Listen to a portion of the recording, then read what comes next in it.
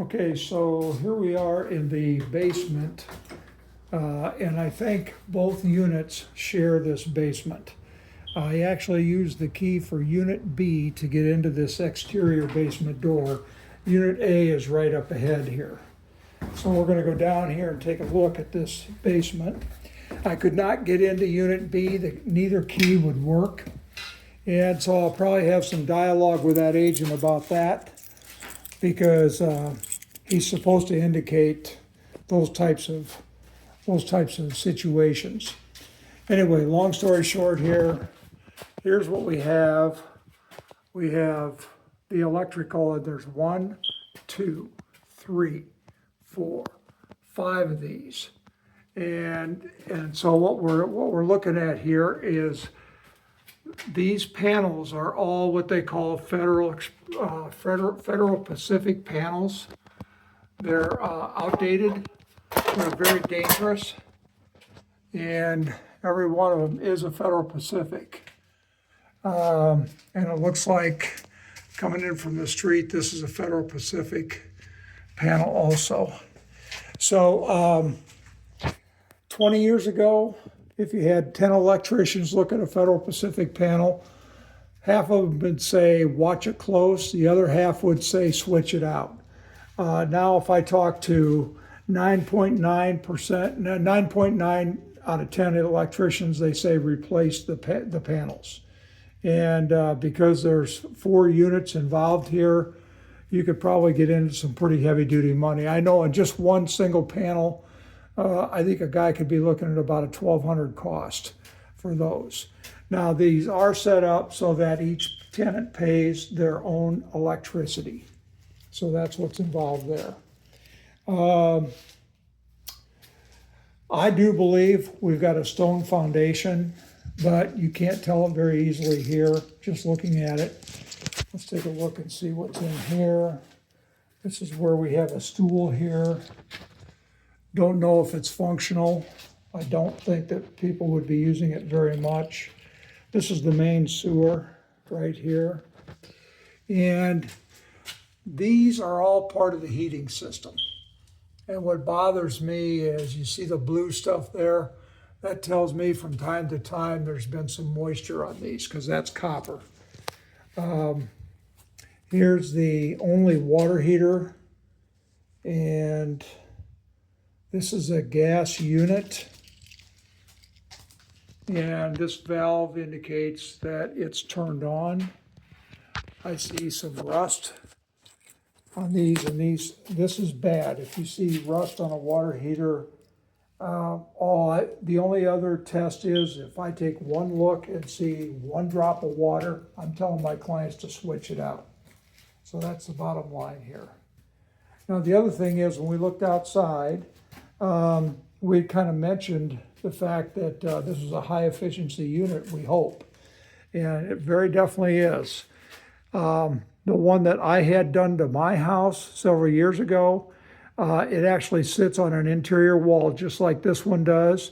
And our heating bills went down significantly. Now, this is high efficiency. It is a gas unit.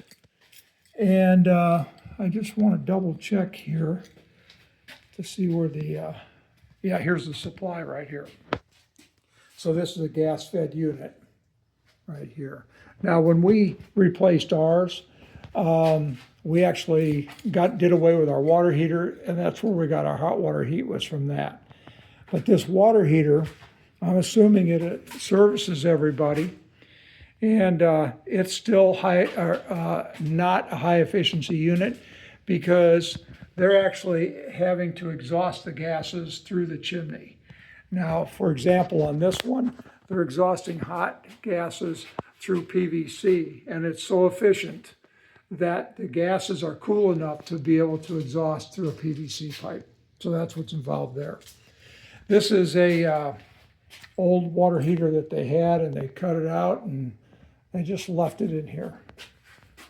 Now I'm looking at the foundation walls, and this is wall board here. That's an interior wall, but over here, this is what I would call back plastered.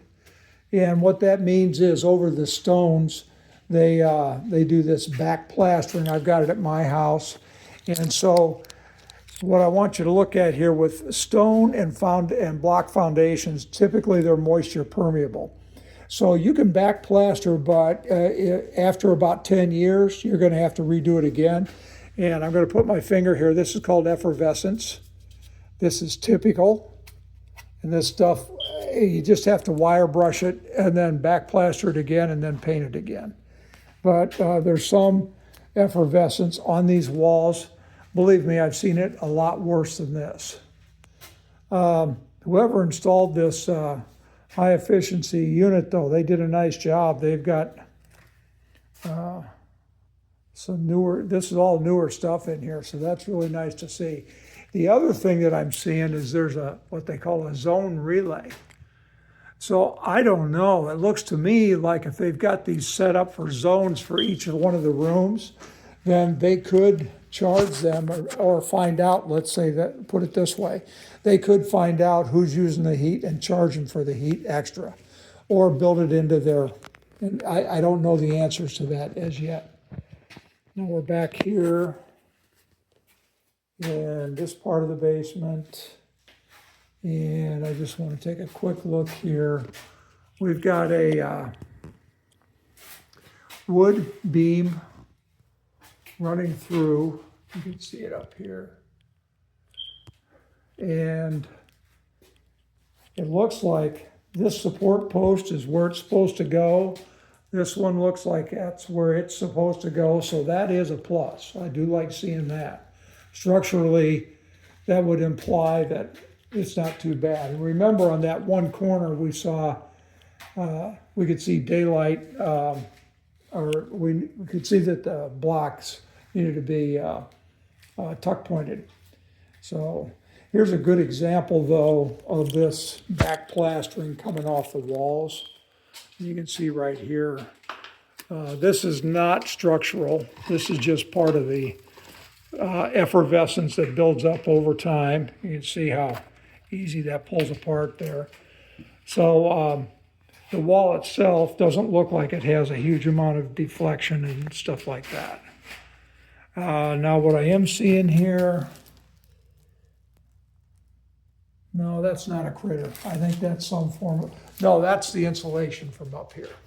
So it's not a critter. And then here's our water coming in. And it looks like these would be, I think there's a strong likelihood, I'm unsure if this would be copper. And this is a big deal. The EPA is starting to rattle their swords and tell a lot of these communities now, because of the issues they had in Flint, Michigan, where they're going to have to be testing for lead and stuff like that in the water. So that's coming down the pike. But overall, I'm really pleasantly surprised with this basement because I'm not seeing a lot of deflection. And I guess the only way that you're going to know what I mean by deflection is when we get in one that isn't good. So basically that's it here. And I'm very sorry, I wish I could get in the other unit, but it looks like this is our only access is to get in down here. I don't see any other accesses to get into that other unit. So we only got into the one unit today. And like I say, I'll probably have some dialogue with that guy. The other two units we're going to be showing tomorrow, hopefully. One of them we are confirmed, the other one not yet, but it's the same listing agent on both of them. And I've got a lot of faith in this particular agent. I think he does his work right, but I'm really totally unimpressed with the way this agent's prepared this house for showing. So anyway, I will let you go, and we'll talk to you later. Bye.